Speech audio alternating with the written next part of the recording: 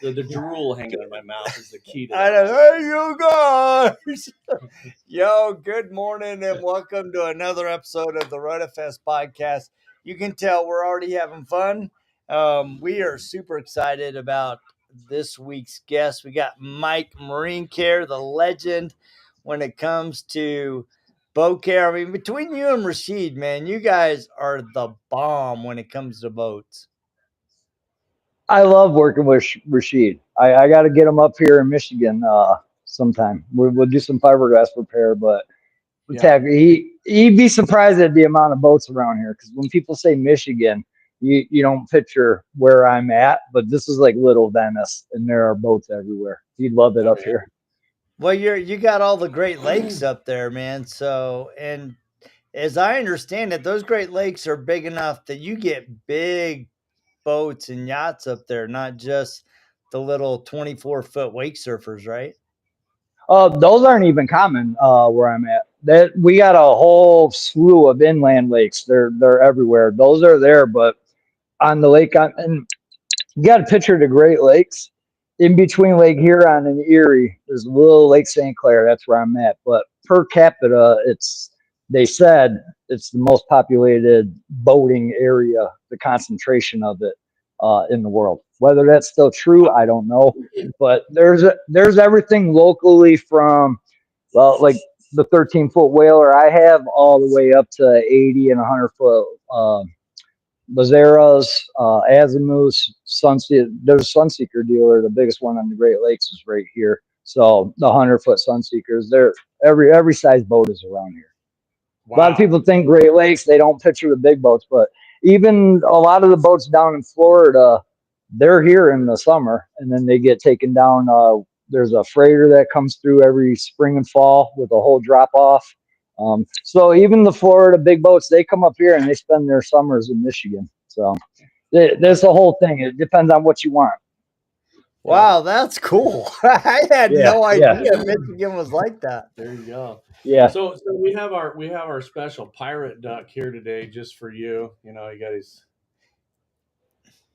So what does that pirate duck say? Hard quack or quackard or so, I don't know. But so you have got like a couple of things. When we first met you in Indianapolis, you got a couple of things that really stand out as far as your marketing. One is the logo and the fact that you've incorporated Calypso into it. The other thing is kind of the pirate thing, right? It sort of fits with your appearance and then just the whole what you're doing in the boats and everything. So how did you come up with the whole kind of persona? I didn't. It's just me. It's not a persona. Just natural. It started with, I boat too. So a lot of my clients are boaters, which is why I strive to be so good. I'm going to run into you on the water. And if I run into you at the bar out there 2 months later and your boat looks like shit, I'm not going to get off my boat. So I'm out there hanging with them, and their kids all just look at me and they're like, he's a pirate. That's not Mr. Mike. That's a pirate.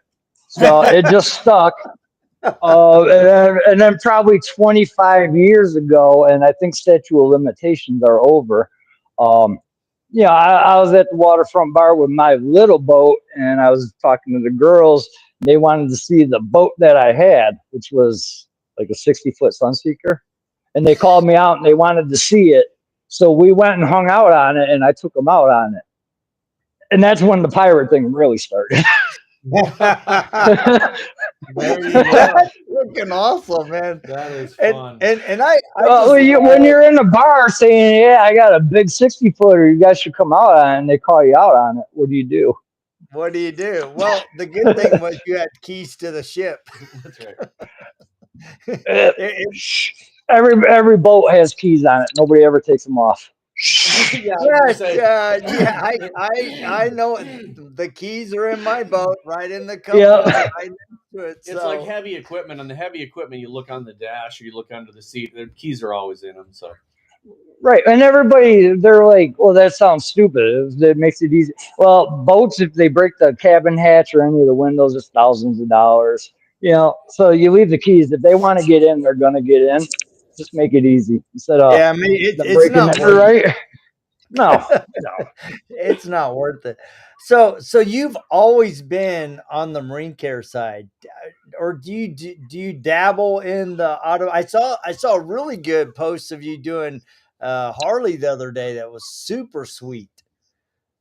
Yeah, that one actually came to me, and he had a whole bunch of people interested in doing it, and because of Indy, I got the motorcycle certification. I was like, I bet you I'm the only one that has that, and it sold them. And he had a scratch on the front fender. He's like, I know that one's not going to come out in this, but if you can make the rest of the boat look good or the bike look good, I'll be happy. So he wasn't even gone 20 minutes, and I got the scratch out on the fender, and he was just ecstatic. He's like, I didn't think that one was going to come out. So that sold him on the rest of it, but he still didn't want to go with ceramic because he was selling it. The Yeah, bike, the bike came out really good. I really wanted him to do it, but it's their money. yeah, exactly. So let's talk about, I mean, you got 25 plus years doing boats. What's This is 31. 31. 31, I dude? started when I was 17. That's crazy. So what's the secret to longevity? I mean, 31 years is a long time, and you have a really recognizable brand. You have a very reputable brand. So what are the things that have really made you stand out in your market? Don't be good at anything else. I Mm, really had no fallback. This was it. Um, I do some creative stuff, but the arts field doesn't pay. And we, in the early days, like when you got your driver's license, we used to build lowriders and we were taking care of the paint. I actually had my first boat before my first car. And when it progressed and there was a boat decent enough to rub out, wax, make it look good, I called around and I said, no, I'm not paying that much. I'll do it myself. And one person sees it and it just started snowballing and now I'm stuck. Yeah, that's right. Now But he's got I mean, there's a lot. I mean, the truth is, I fucked up a lot of my life with drinking. The, you see it in the groups on Facebook. People think detailing is an easy job to get. Oh, 1 second. Calypso's headed out. I can't go talk to Nicole. She's back there. I can't right now. Sorry. There you gotta leave It's that. that time of year, man. It's never ending. There you go. Kirk Evans just posted the beard is the secret to longevity. There you go. Hey, and it's finally coming back, Kirk. Oh, I got it cut before MTE, and she took way too much off. I had nothing to play with. Don't ever let anybody cut your beard. And that's where he saves his extra polish too. If you get out of hand and you pick up that bead wrong and it slings the polish on there, then you can it always just just goes rub like it on your that. beard and just keep going. Nicole was just doing this last night. She's like, "Oh, you got such nice coated hair." That's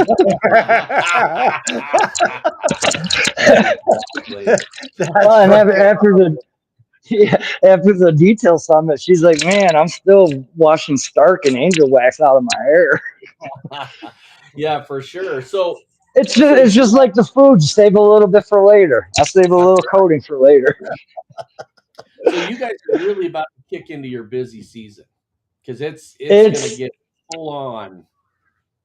Yeah, I got lucky with the scheduling and with having the shop that I could timeline everything, which made the little vacation extended it another week. But it's the phone's ringing off the hook. I actually have the business phone in airplane mode right now, but I'm booked out solid until June right now, and I got 3 on the hook just from this morning. So yeah, it's the timeline factor. I'm getting them done. I've been talking. I don't want to scale, but it's time to hire. I need to hire now. But yeah. it's also I think the real fundamental part of this is somewhat there. It's a kind of a 3-part thing. One, it's location, right? I mean, if you were Yes. trying to do snowmobiles where you're at, you probably wouldn't be doing the kind of business you're doing. So it's location. The other thing is longevity and obviously experience. And I think that is one of the things I was talking with. Oh, who the heck was I talking to? Oh, I was talking with a friend of mine, Miguel, in Phoenix, Arizona, and he's wanted to do some boats. And I was talking to him about you and gel coat versus fiberglass versus paint.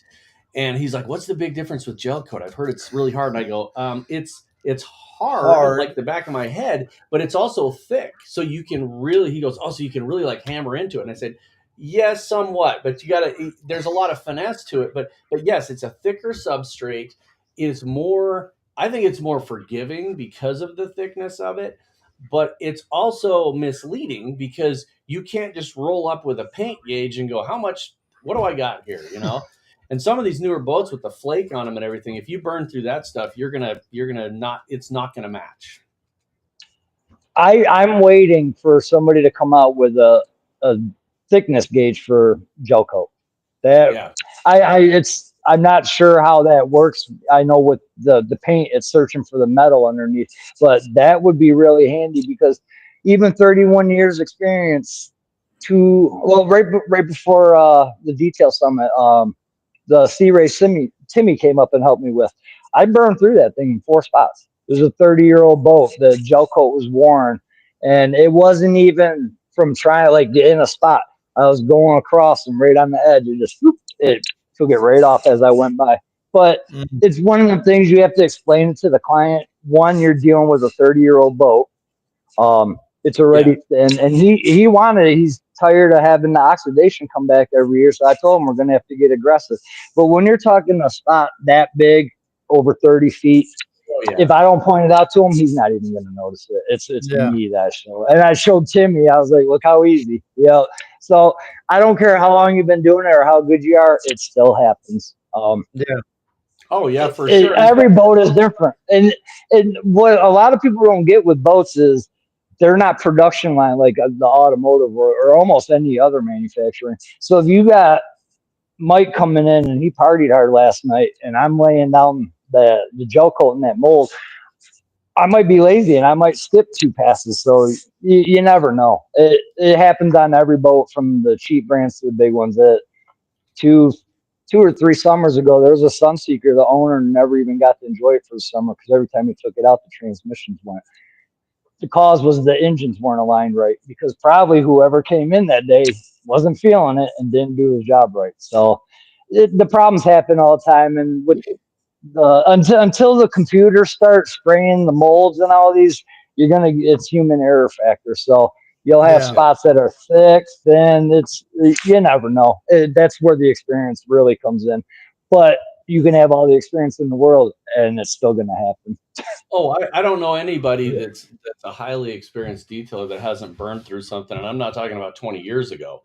The stuff is getting made faster. Talking about burning through this week at Detail Summit, our friend Kirk Evans goes up to this hood and he takes a quarter and he scratches that sucker. And him and Sarah start chasing this scratch.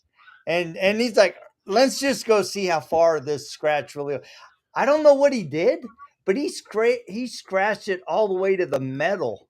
Oh wow! Yeah, I'm like, dude, what?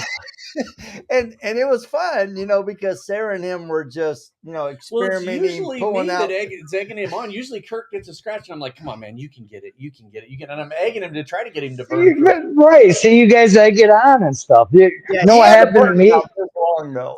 Yeah. But then if you take the flip side of that, we were in the Netherlands and we were doing some paint touch up, and there was a guy that had a big scratch, and he put his paint touch up in there. We dried it. We started sanding it down, and I wanted to show how much it took to burn through. There was a couple of young guys, and they're like, how I'm scared to do this because it's aggressive. We're using wool. We're using a rotary. And I'm like, okay. So I sanded it and polished and hit it with a rotary 6 times before I burned through. And every time I measured it in between just to show them. And the last pass of the 6th time I came back and there it was. We burned through, and I was like, I burned through the clear. And just to show you, you wouldn't go that aggressive on it. But on a boat, Nathan just jumped on here. When we were at Nathan's shop watching him sand on dry black sand gel on coat. that? That was fantastic. That's awesome. I mean, he was getting after it, and I think that's where the experience not only of how to do it comes in, but when to quit. I pointed that out. At somebody asked about if there's a way you can tell, and some boats it depends on how they were laid up, because the boat that was at the detail summit, it was showing the signs that it was ready to go, but it wasn't. And that's where you got to so I pulled everybody over to show it, because you'll get like a cross weave pattern starting to show when you're going to burn through it. But they build boats cheaper now. Straight out of the mold, that boat can have that cross weave pattern. But if it's an older boat and you're standing and you start seeing that, chances are you should stop. Yeah. Last year I was in Santorini, and Judy and I took a dinner cruise on a catamaran, and I was talking to the owner of the company, and he's like, yeah, he goes, I keep my older catamarans. He goes, I like my 2006 to 2010. He goes, I've looked at because of the build, right? And he goes, dude, if I'm down in the hole, I can see shadows through the other side. So it's completely changed, right? So understanding that things have changed over time, and they've even cheapened on the extent that they're building these boats now. So you got to be really sensitive. The other takeaway that I had from the Detail Summit, watching you and Rashid, is there's so many areas in boats that you can make additional money. Yes. I generally, if you're coming to me now, it's all in one. I don't do the chop ups. We go over the consultation, and the final price that you get is going to cover everything. I try and give you as much of a new boat as you're going to get back, but a lot of the extra add-ons I found people to do for me now, because I concentrate. It's one of those, I could be a jack of all trades or a master of nothing, or stick with what I was good. And I concentrated, I focused on the detail side of it. But I've been doing it. I literally from the keel up can rebuild a boat. The only thing I can't do is finish the gel coat. Because and the reason people are like, well, you do all this stuff, how come you didn't do that? My opinion is, if you want to be a good gel coater, that is something you have to do day in, day out, every day to master the coloring, to get it to lay right. I can get the color match pretty damn close, and then I'll go to sand it out, and it's full of pinholes. Or I get the perfect finish, but the color don't match when you stand back 10 feet. So I just gave up. I found the person to come in and do that for me, and I stuck with the detailing. Because I think in this area there isn't a skill on it, and that's just where I focused, and it's worked. It's actually worked. I'm surprised I'm still doing this, but out of all the bridges I burned drinking, Mike's MarineCare was the one I didn't. I still have a name in my area that's not a bad one. I could have a bad name, but I focus, like, everything that I didn't screw up in my life, it was Mike's MarineCare, and that's the reason I'm still here, thankfully. Well, that's good. That's good. Yeah, go ahead. And I just want to. I mean, I think the key to that is, and I've met a lot of people that I've got some close family members that have gone through some addiction issues and some and people always ask this friend of mine, this guy, they're like, why do you tell your story? And I'm like, because that is part of the recovery, is to admit that you've had a problem, and it takes a lot more to admit you've had a problem than to just continue to have the problem. That's easy. It's easy to have any kind of a problem and not tell anybody. It's easy till it ain't. That's the thing. It's easy till it ain't. That's it. That's it. Exactly. And it just creeps up on you one time. But when I finally quit, I was with Calypso, and it could have been a bad situation. Got lucky, but I looked over at it. I said, "That's it. Whatever the outcome of this, because there was jail time being faced. Whatever the outcome of this is, I'm done drinking." And I stuck with it, except for one relapse. And in recovery and the rehabs and stuff, they say relapse is part of recovery. And I always said, that's bullshit. That's an excuse to drink. Had I not relapsed, I wouldn't know how easy it would be for me to get right back into that life. So I'm grateful I relapsed because now I know. As Yeah. long as the shit don't touch, as long as it don't touch my lips, I'm good. Yeah, Yeah. I really appreciate that because I think a lot of people they want to hide from their past and they're ashamed of it. They recognize that they weren't at their best or their addiction led them down roads that they never imagined they would Yeah. enter. But what I found is that when, like Rod said, when you can face the addiction and be honest and open with it and be raw with the journey of what that looked like, you can be the blueprint for other people. And that blueprint may not be exactly what they need, but it shows them a model that they can emulate and tweak to to implement in their life to make the changes that they've seen in you. And it's funny because I think a lot of times we look at people and we go, man, I can never imagine you being that way. And to me, Right. that's a testament of who you've become. I mean, you talk about it and I can see it when you talk about it, but when I see you today, I just see the Mike MarineCare of today. That he's always been there.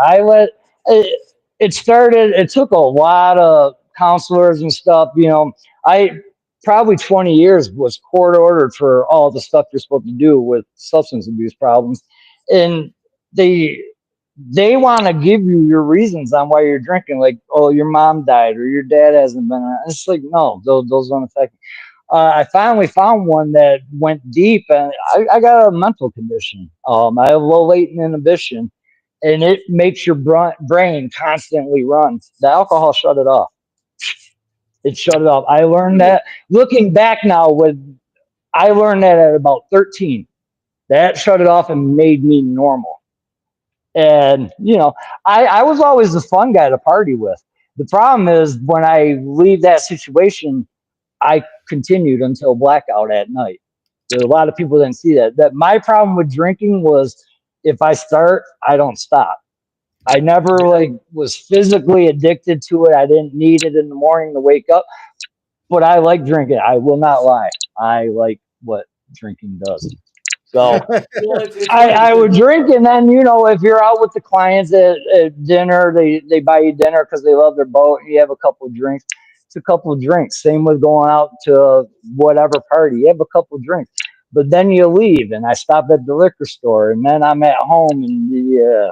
oh So yeah. it So got to the point I couldn't do it no more. It was that vicious cycle of I just can't do this no more. I'm not gonna be here.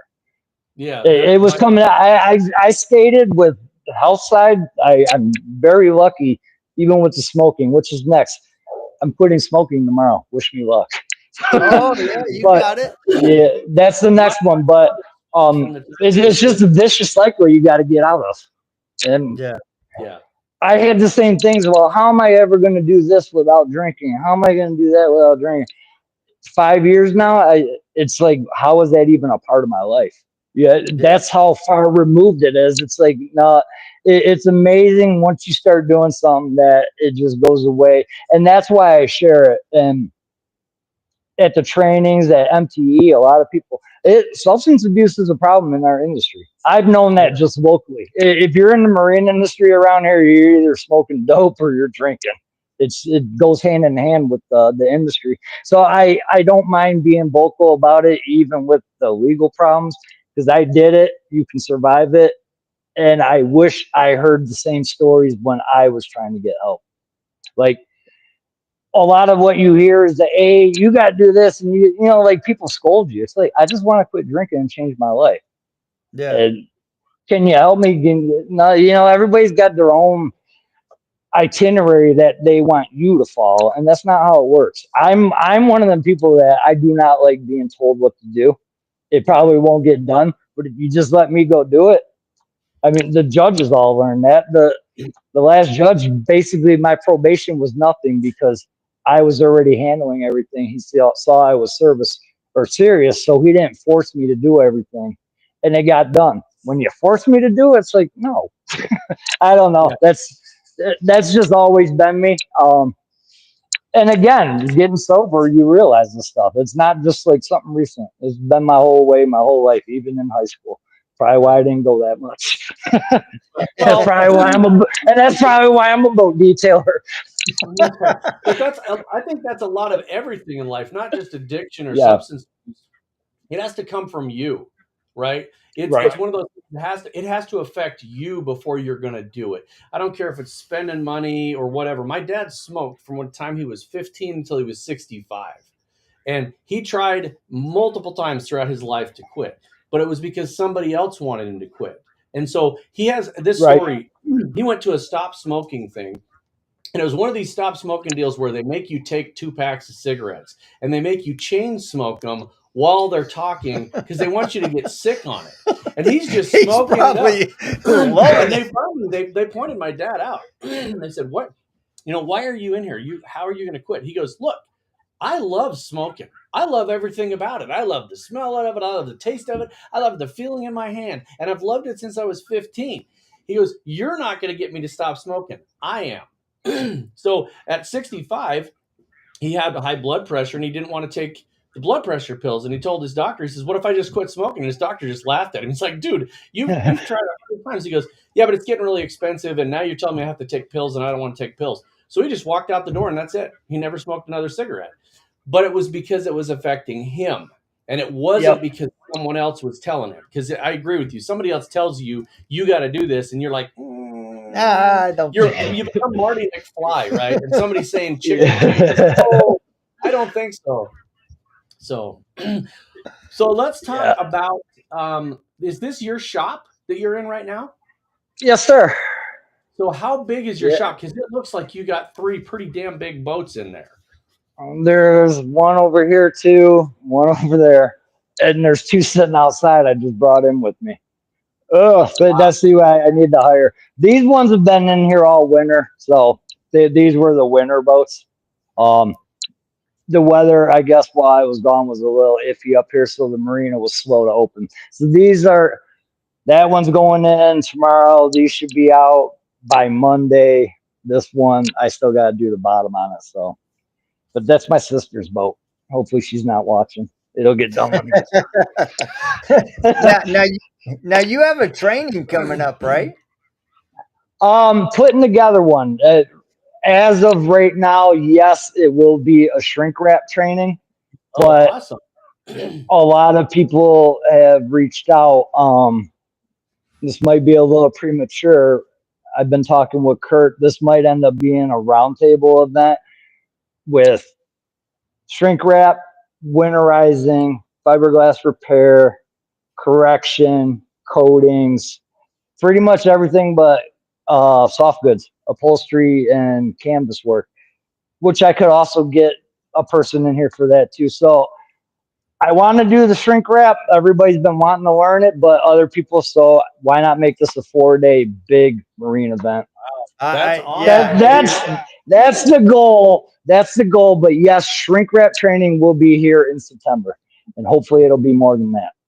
Awesome. That'll be fun. When I saw that post, I'm like, oh yeah, I'd love to do shrink wrap training. That'd be good. Yeah, and I've been shrink wrapping this coming up shrink wrap season. It'll be my 32nd season. The company that makes the shrink wrap has only been around for 33.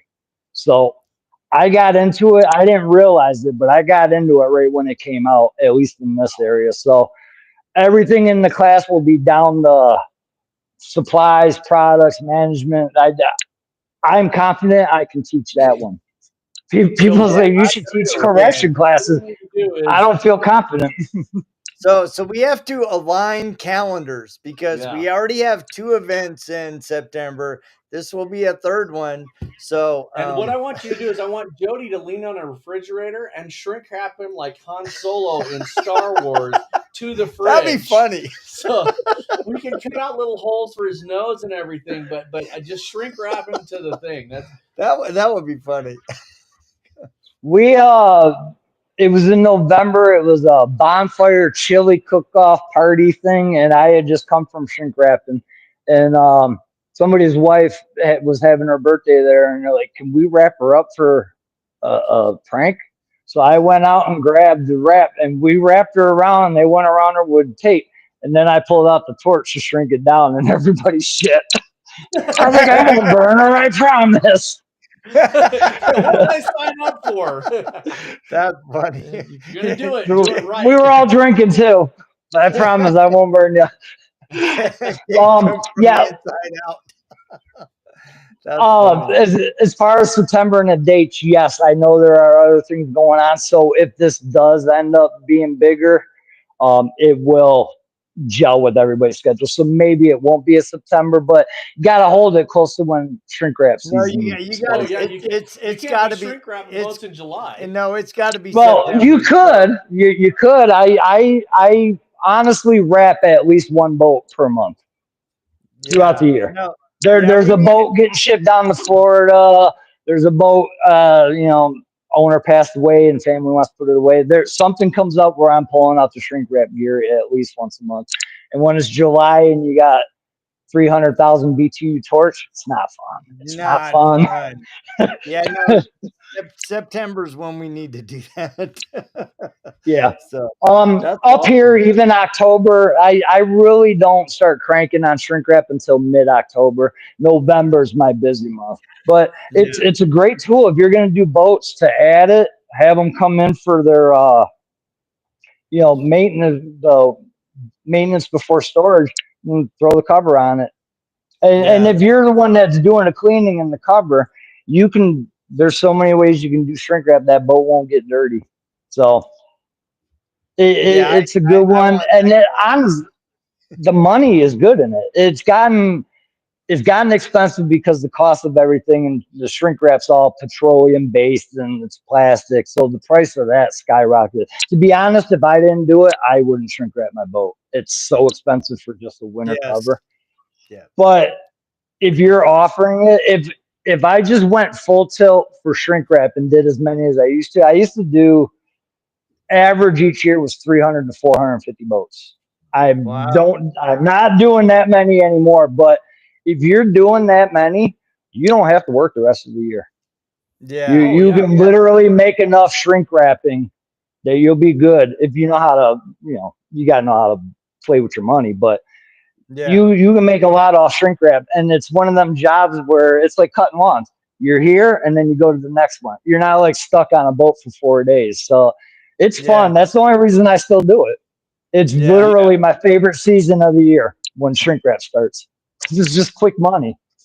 Yeah. Well, and I was just going to say, if you've got somebody you've hired and it's getting to be the end of the year and the detailing's going off, man, you could set up somebody, teach them how to do that and just have them crank out that 400 boats a year. I might bring my son to that because he's revisiting the idea of opening the detail shop. And I'm like, you need to focus on boats, man. So I might bring him with me. Yeah, there's a lot of their wakeboards and ski boats and things like that up here. But it's even better.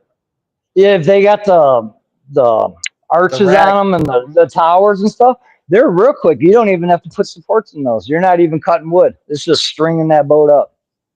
Yeah. And I'll toot my horn a little bit. But I can come into a marina and there can be a crew of 3 already on a boat getting it going. And I'll come in and I'll leave before they're done.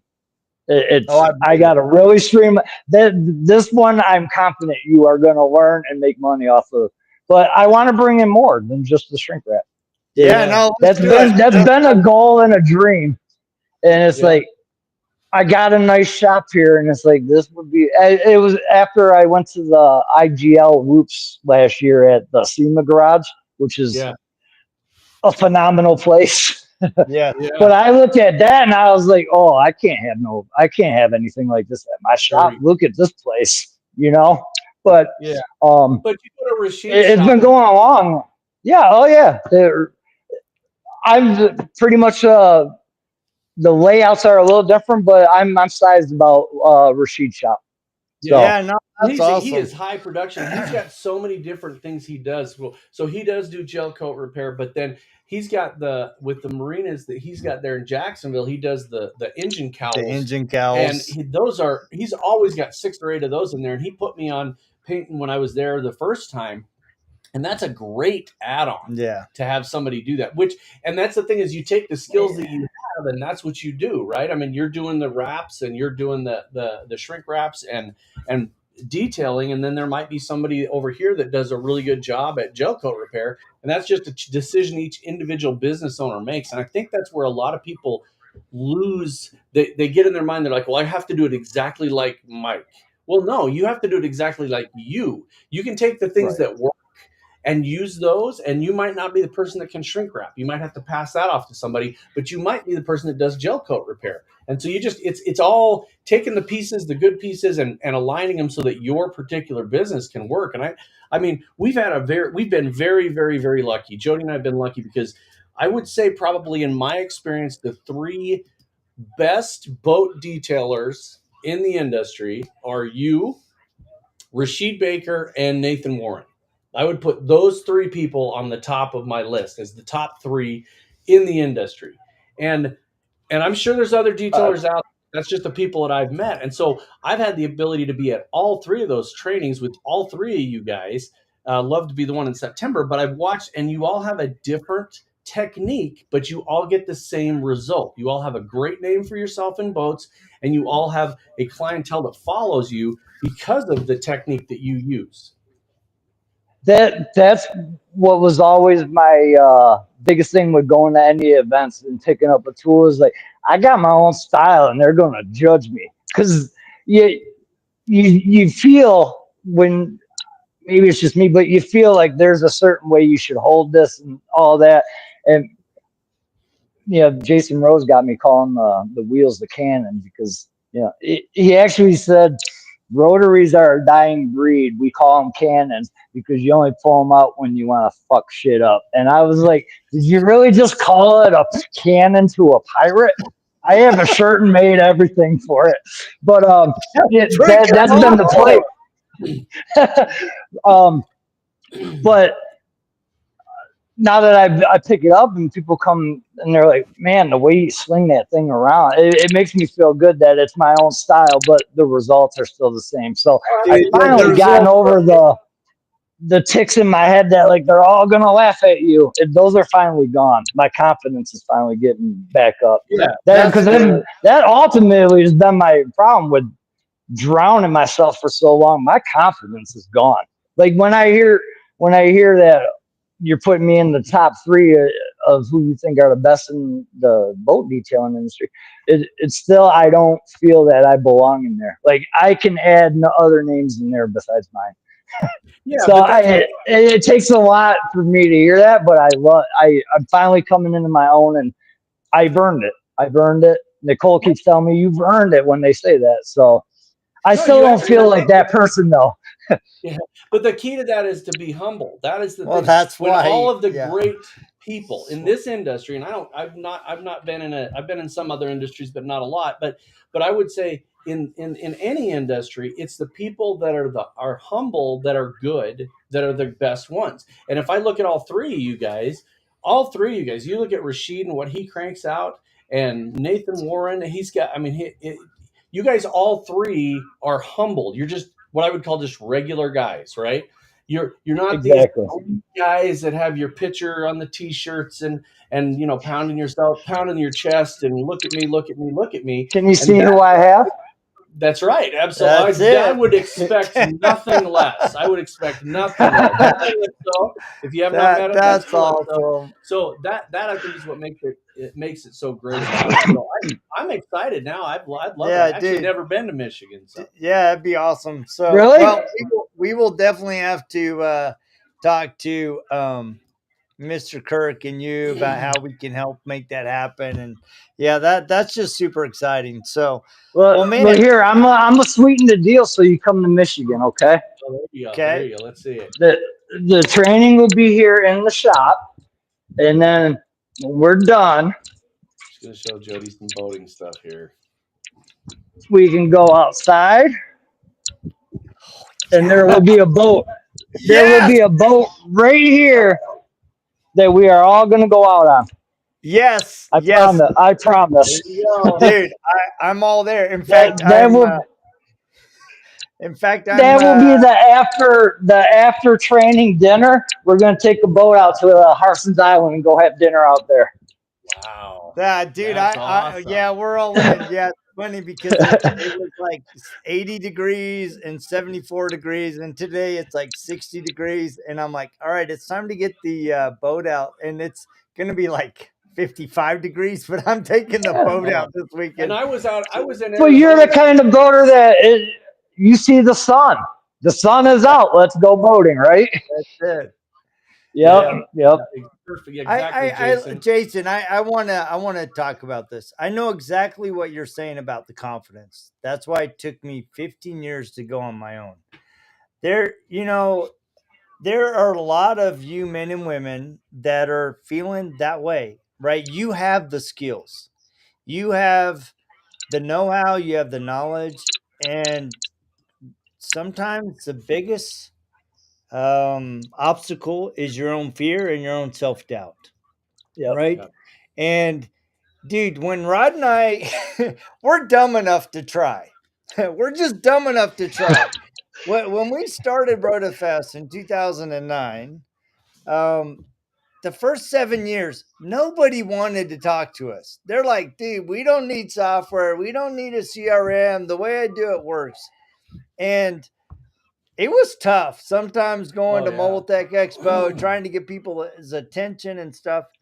But I think kind of going back to what you said earlier, being authentically you and being consistent for 31 years is what has made you who you are and your brand so strong. It's just like Rod and I. I mean, the first 7 years, nobody wanted to talk to us. Now we're just these two goofballs crazy enough to have an impact, right? And now you guys are at the level where I feel like I made it because I'm on this podcast, guys. You're 7 years of nothing. I mean, this is like I'm at the top right now. I am at the top because I'm on the RoadFS podcast. And I love this statement, Josh. It's Josh. you versus you, right? Right. The only real competition, the only real competition you have is yourself, right? Are you? And better it's the hardest one. It's the hardest one to compete against too.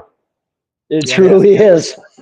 Sarah, I would definitely agree with you, Sarah. You have to have that confidence and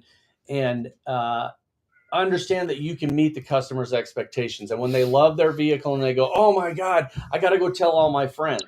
That's when, I did years and years and years ago, I did a favor for my brother-in-law. It's a little red Porsche 911 Carrera. And it didn't have the right polish. It didn't have the right pad. I just had what I had. And I did it, and I was like, oh, this looks so bad. This looks so bad. There's still scratches. But they loved it. Right? He's sending it to his Porsche club. He's like, what did you use? All my friends want to know what you have. And that's when you realize it's all about their expectations, not yours. It's not about your expectations, because we have a tendency to get, we get into this mode of perfection. Yesterday I was in Phoenix, Arizona, at a customer spot, and we were looking at a brand new 2025 Corvette Stingray. And we're literally picking out the problems and the gaps in the door jams and this and that. And at the end of the day, the guy's like, guys, it's a freaking brand new Corvette. Who cares? The customer doesn't care. Oh, somebody wants to be on camera. The customer feels good when he drives away. That's what's important. That is the key. Whether it's a minivan or a Porsche or a McLaren or a boat, it doesn't make any difference. The guy that you did that motorcycle for is going to be in heaven, right? Because the scratch is gone. So that's what I thought. That's what I thought. And then he drove away and he texted me. He's like, my headlight's cloudy. So I had to go back through all the documents, all the content I took, and no, sorry, your headlight was the same as it was when it came in. It's just the rest of the bike looks a lot better now. He came back. I tried polishing the headlight out and everything. It didn't get any better, but the rest of the bike ended up looking so much better. He noticed that. So I get a lot of that, which keeps me. I guess, honest or never satisfied. Nicole will tell you, all these boats in here, it fucking drove me nuts all winter because I have to look at them and I constantly see something else that needs work. You know, just a little, oh, I missed a little dot here. Or that I'm constantly going, I can't wait for these fuckers to get out of here. Get them out so I can bring in new ones. Jody, come here. Come here, Calypso, get up there. Come Jody's on. been They're calling. Come on. Yeah, this is exactly. Say hi. Jason. Like, Say hi. Yeah. Say hi, Calypso. I was wanting to redo it. So yeah, Jody's been teasing me for like 3 or 4 years because I had a '57 Chevy pickup I'm working on. I've painted it 3 times because I wasn't satisfied the first 2 times. I'm like, dude, and it's pristine. And I'm just, you know, your brain gets in the way of it. So I've just got to shoot it and be done and walk away. Because I'm going to get it done and I'm going to be like, God, this looks like shit. And everybody else is going to be like, oh my God. It looks great. Yeah. So anyway, that's I started going by what other people say now because in my head, it doesn't change. I'm still not happy with a lot of the work I put out just because I see everything. Yeah, that's good. Well, Mike, man, we want to thank you for taking the time to visit with us. We've had such a good time. I love you guys. I love seeing you guys at all the events. And now we have Jody, finally got to meet you at MTE. I know, it was awesome. It's freaking great. So you're always out boating and doing other things at all these events and making Rod come by himself. That's right, I'm the worker. I know you're a boater. I know how boating works. We make up other stories, but you're out boating. The nice thing about it is like right now it stays light to about 9 o'clock. In the middle of summer, it stays light till 10:30. And so I'll get off, home at 5:30, and we got 3.5, 4 hours of boat time. So we're out 2-3 times a week, if not more. So yeah, I love being on the water. So, but it's our toxic trait. It's our toxic trait. Like we don't have enough boats. We even joined Freedom Boat Club for the days when the boats don't work. Because you know how that goes. You want to go out and the boat won't start. So yes, freedom, get us on a boat. Yeah. Fortunately, my brother-in-law has a boat, but they're gonna sell it. So now I'm gonna be down to one boat. Anyway. Thank you so much for tapping in. You guys that are listening, thank you so much. Please remember to like, share, and subscribe. If you're looking for a CRM for your business, we have 2 options for you.